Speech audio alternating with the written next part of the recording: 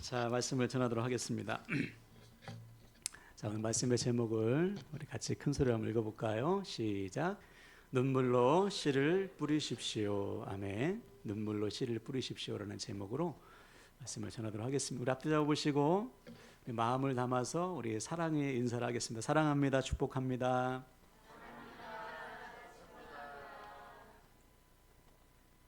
네, 오늘 특별히 추수감사주일 예배 동참하신 우리 모든 믿음의 가족들을 축복합니다. 추수감사절은 하나님께서 명령하신 절기입니다. 반드시 지켜야 될 절기인데 언제 지키라고 했냐면은 약속의 땅에 들어가서 한 해의 농사를 마무리하면서 곡식을 저장할 때 하나님께 감사의 예배를 드리라고 명령하신 거예요. 질문을 드릴게요. 아니, 감사의 예배를 드리려면 오히려 아무것도 하지 않았을 때, 광야에서 맨날 만나 내려주시고 메추라기 내려주실 때 오직 하나님의 은혜로 살 때 감사해라, 그것은 좀 이해가 되는데, 약속의 땅에 들어가서 내가 땀 흘려서 땅을 일구고 씨를 뿌리고 내 수고를 통해서 얻은 열매를 거둘 때 왜 감사의 예배를 드리라고 했나? 쉽게 말해 광야에서는 다 하나님의 은혜지만 약속의 땅에 들어가서는 내가 땀 흘려서 내 수고로 얻어낸 내 열매잖아요. 근데 왜 그때 하나님께서 필히 감사의 예배를 드리라고 하시나? 그렇게 생각할까 봐 그래요. 내가 땀 흘려서 내가 수고한 내 열매다, 그렇게 착각할까 봐 하나님께서 필히 아니야, 네가 수고해서 네가 땀 흘려서 네가 노력해서 얻은 열매 아니야, 내가 줘서 가능한 거야, 그것을 알려주시기 위해서 약속의 땅에 들어가서 매년 열매를 거둘 때마다 감사 예배를 드리라고 명령하신 거예요. 다시 말해, 광야에서 너희를 먹이신 분도 하나님이시고 약속의 땅에 들어가 씨를 뿌리고 열매를 거두게 하신 분도 하나님이시다. 이 은혜를 잊지 말고 감사해라. 우리도 마찬가지. 오늘 우리가 예배드리는 것은 모든 것이 하나님의 은혜임을 고백하는 것입니다. 내 수고의 열매, 내 것이 아니고 하나님께서 허락하신 열매다. 또 여러분, 추수감사절은 또 다른 말로 뭐라고 불렀냐면 초막절이라고도 불렀어요. 초막절. 추수 때가 되면 다 저장한 다음에 광야에 나가서 일주일 동안 천막을 치고 살게 하셨습니다. 아니, 왜 그렇게 기쁜 날 초막을 짓고 천막 생활을 일주일 동안 하게 하시는가? 이건 역시 잊지 말라는 거예요. 무엇을 잊지 마냐면 너희들을 애굽에서 건져내신 은혜, 너희들을 애굽의 종살이에서 구원하신 은혜를 잊지 말고 광야 생활 40년 동안 너희를 먹이시고 입히시고 인도하신 이 하나님의 놀라우신 은혜와 사랑을 잊지 말아라. 다시 말해, 열매를 거두게 하신 하나님께도 감사하지만 지금까지 너희를 인도하시고 특별히 너희들을 구원해서 하나님의 자녀 삼아주신 이 구원의 은혜를 기억해라. 그래서 추수감사절과 초막절을 같이 지키게 하신 거예요. 오늘 우리가 하나님 앞에 드리는 이 추수감사절도 마찬가지입니다.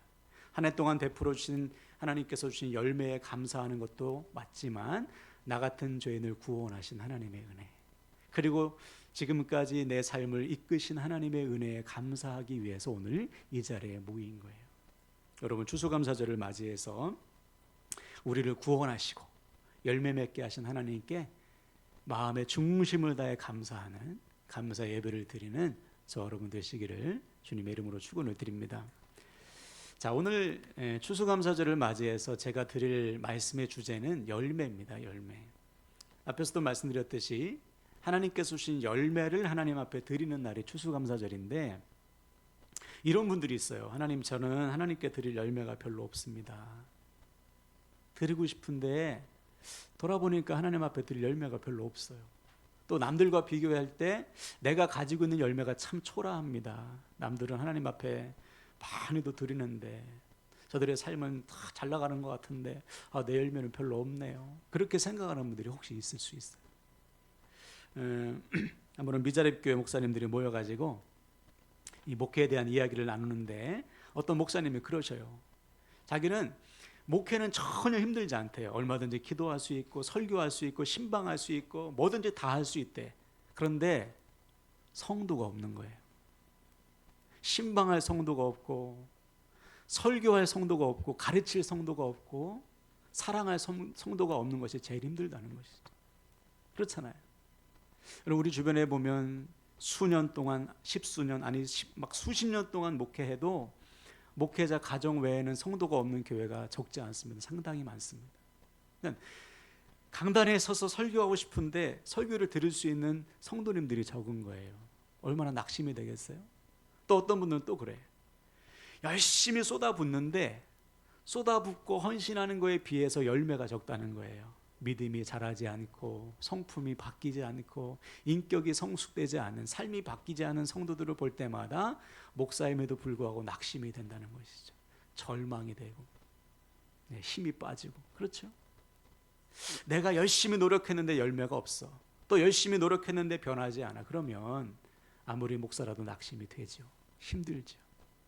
네, 여러분, 여기서 우리가 분명히 알아야 될 사실이 있습니다. 뭐냐? 하나님께서 우리에게 원하시는 열매는 세상이 말하는 열매는 좀 달라요. 세상은 많은 열매, 큰 열매를 좋다고 생각하죠. 그죠? 장식을 했는데 좋은 사과, 그죠? 대추가 얼마나 커요? 저거 끝나고 잡술 거죠? 대추가 이만해요. 제 거 하나 남겨두세요. 큰 열매, 탐스러운 열매, 많은 열매를 좋은 열매라고 생각해요. 세상은. 그러나 하나님께서는 기준이 좀 달라요. 예를 들어서 여러분, 예수님의 목회가 오늘날 세상의 기준으로 볼 때 성공한 목회일까요? 3년 6개월 동안 매일같이 살았습니다. 근데 나중에 다 도망가고 몇 명 남았어요? 12명 남았죠. 12명 중에서도 한 명 가룟 유다는 예수님을 팔아넘기잖아요. 또 예수님께서 십자가 달리실 때 나머지 11명도 다 도망갔어요. 네. 세상적인 기준으로 볼 때 예수님의 목회는 실패한 목회입니다. 3년 6개월 열심히 했는데 미자립 개척교로 끝난 거예요. 근데 여러분, 누가 예수님의 목회를 실패했다고 말하겠어요? 다 도망가고 11명 남았지만 그 11명을 통해서 세상이 뒤집어지지 않았습니까? 그렇죠? 그들이 가는 곳마다 구원의 역사, 생명의 역사, 복음의 역사가 막 나타났어요. 하루에 3,000명씩 5,000명씩 회개하는 역사가 나타났습니다. 바로 이거예요. 하나님 나라의 열매는 숫자에 있지 않습니다. 하나님은 수천 수만 명의 군중을 원하시는 게 아니에요. 11명의 제자를 원하신 것입니다. 다시 말해, 하나님 나라의 열매는 수가 아니라 그 열매를 하나님께서 기뻐하시는가를 보시는 거예요. 그러므로 오늘 여러분이 하나님 앞에 드리는 열매가 하나님께서 기뻐하시는 열매면 되는 거예요. 단 하나를 드려도 이것을 하나님께서 기뻐하시지, 기뻐하시는 열매를 맺으면 되는 것이죠. 여러분, 하나님께서 기뻐하시는 열매를 맺길 바랍니다. 또 한 가지 예를 들면 마가복음 12장에 보니까 주님께서 어느 날 성전에 가셔가지고 여인의 뜰이라는 곳에 앉으셨어요. 여인의 뜰에는 뭐가 있냐면 헌금함이 있었습니다. 13개가 있었어요. 그래서 9개는 성전을 위해서, 나머지 4개는 이제 구제를 위해서 헌금함을 이렇게 놓았습니다. 그리고 헌금함 앞에는 제사장이 딱 지키고 서 있어서 얼마나 헌금했는지 액수를 기록하고 알렸어요, 사람들한테. 자, 먼저 누가 오냐면 부자들이 옵니다. 부자들이 와서 헌금을 하는데 그 당시 사용하는 화폐는 동전이잖아요. 동전. 뭐 동전도 있고 은전도 있고 금전도 있겠죠. 그것을 가져다가 노쇠 그 함에 넣는 거예요. 나팔 모양, 이렇게 나팔처럼 생겨가지고 예전에 서울 가면 토큰 집어넣듯이 그 모양으로 이제 만들었어요, 노쇠로. 그러니까 여러분 상상해 보세요. 부자들이 자루로 갖고 왔을 거 아니에요. 그 동전을 그 노쇠함에 쫙 부을 때 얼마나 요란한 소리가 나겠어요. 사람들이 다 구경하겠죠. 와, 저 사람 부자네. 헌금 많이 했구나. 칭찬했겠죠. 근데 부자들이 다 지나가고 한 여인이 헌금함 앞에 딱 섰습니다. 성경은 이 여인을 가리켜서 가난한 과부라고 기록하고 있어요. 과부가 얼마를 헌금하나 주님이 보니까 2렙돈을 딸그락 넣었습니다. 이 렙돈이라는 것은 그 당시 통용되는 화폐 중에 가장 작은 단위예요. 여러분이 잘 아는 데나리온, 장정의 하루 품값의 128분의 1입니다. 작죠. 요즘 얼마쯤 하나요? 한 20만 원 하나요? 그러면 한 1,500원 정도의 헌금을 한 거예요. 자, 그때 주님께서 그 가난한 과부의 헌금을 보시고 뭐라고 말씀하셨냐면 이렇게 말씀하셨어요. 한번 읽어볼까요? 마가복음 12장 43절에서 44절 시작. 예수께서 제자들을 불러다가 이르시되 내가 진실로 너희에게 이르노니 이 가난한 과부는 헌금함에 넣는 모든 사람보다 많이 넣었도다.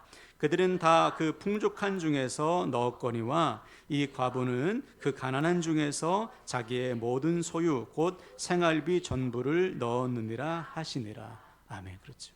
주님은 이 가난한 과부가 드린 헌금을 다른 모든 사람보다 오히려 저 부자들보다 더 많이 넣었다고 말씀하십니다. 왜? 부자들은 풍족한 중에서 일부를 드렸지만 이 가난한 과부는 자신이 가진 전부를 하나님 앞에 드렸다는 거예요.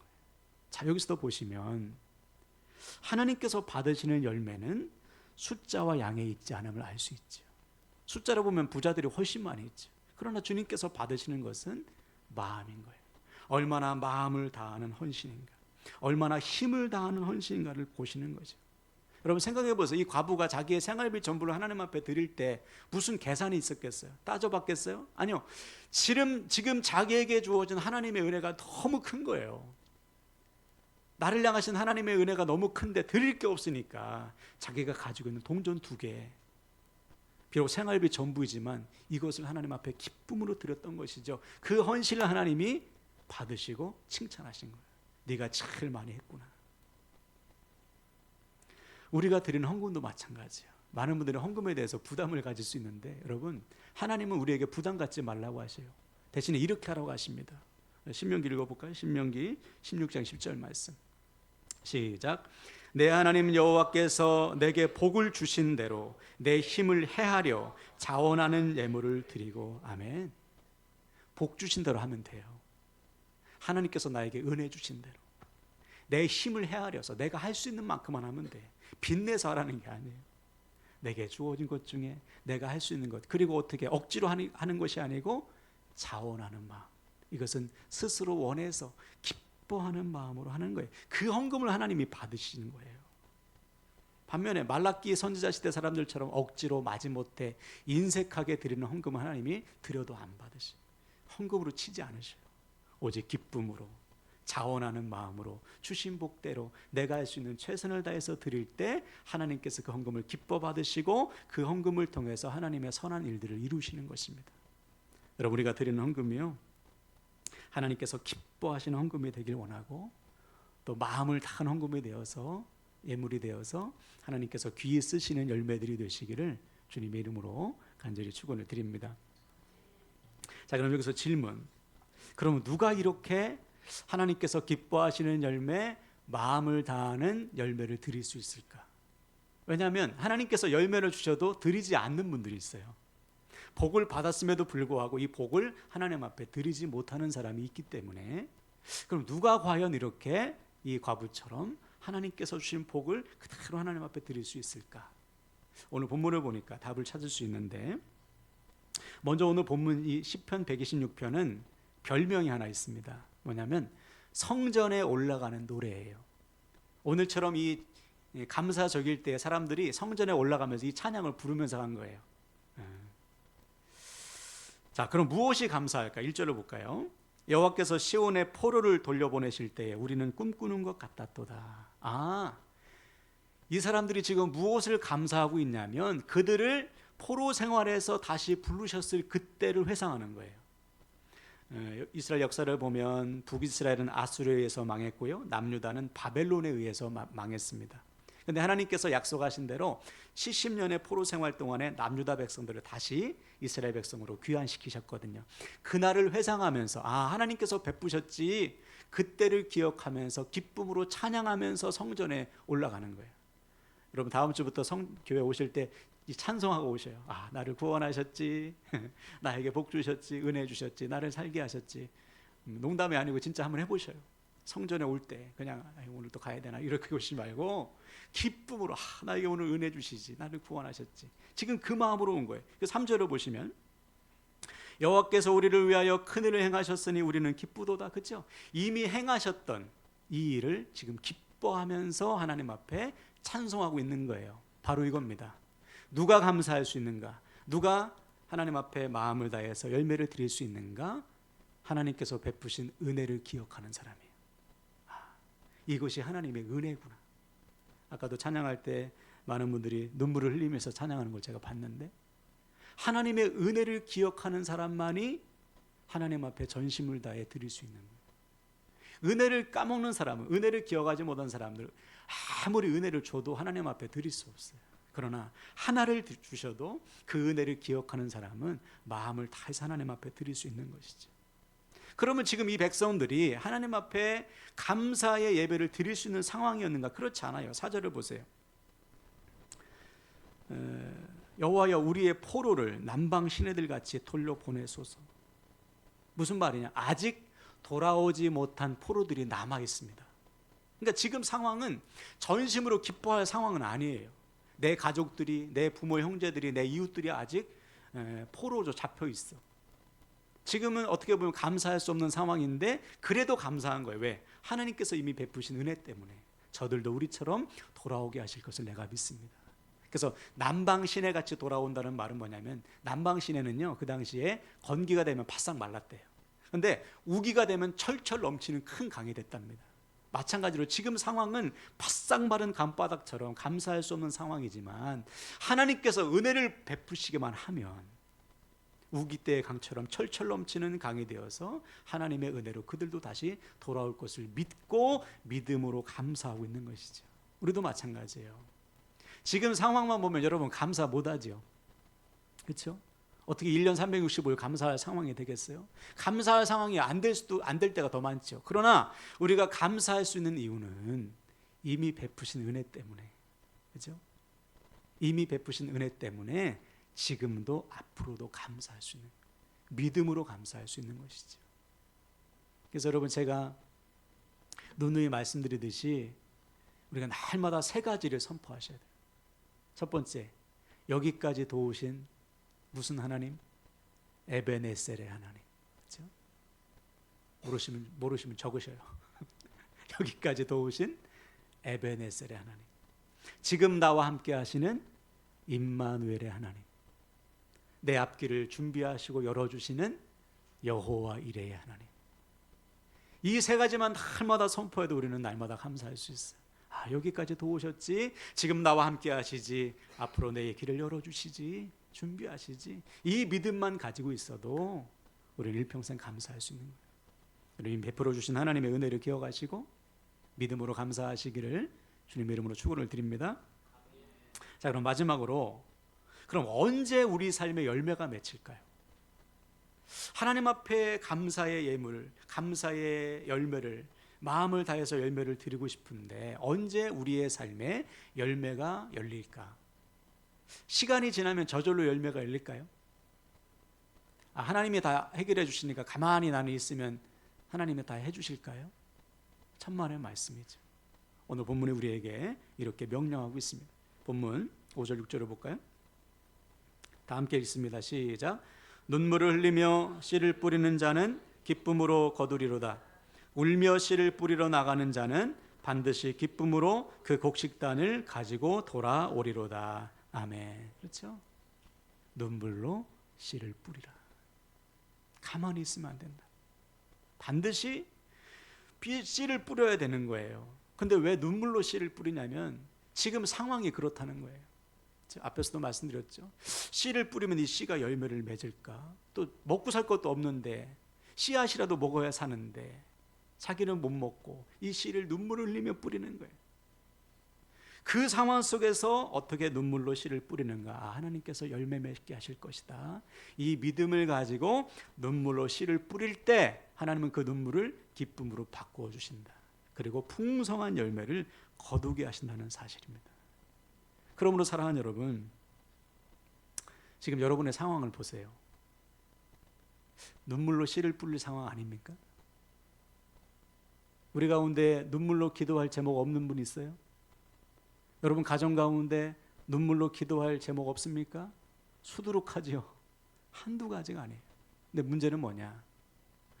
울어야 될 사람들이 울지 않는 거예요.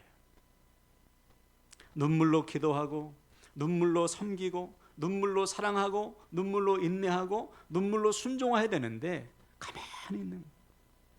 그러니까 아무런 열매도 나타나지 않는 것이죠. 울어야 돼요, 여러분. 제가 말하잖아요. 눈물이 안 나면 내 손을 눈을 때려서라도 눈물을 흘리라고요. 그 눈물을 하나님 보신다고.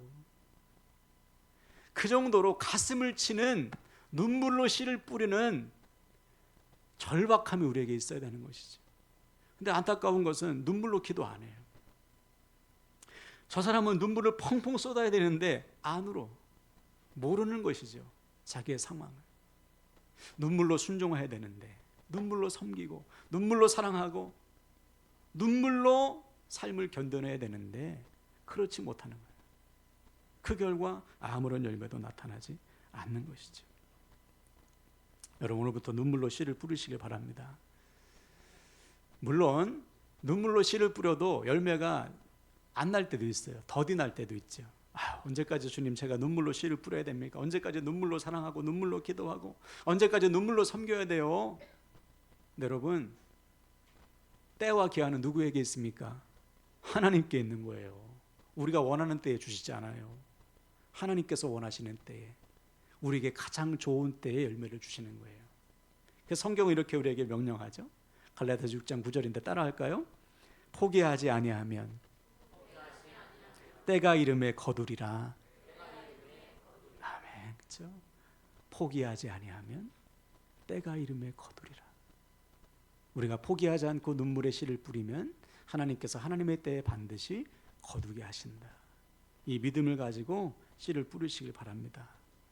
또 한 가지 우리가 꼭 기억해야 될 사실이 하나 더 있어요. 내가 눈물로 뿌린 씨앗을 내가 그 열매를 거두지 못할 때도 있습니다. 다른 사람이 거둘 때도 있어요. 여러분이 지금 누리고 있는 구원도 보세요. 여러분들이 씨를 뿌린 겁니까? 아니죠.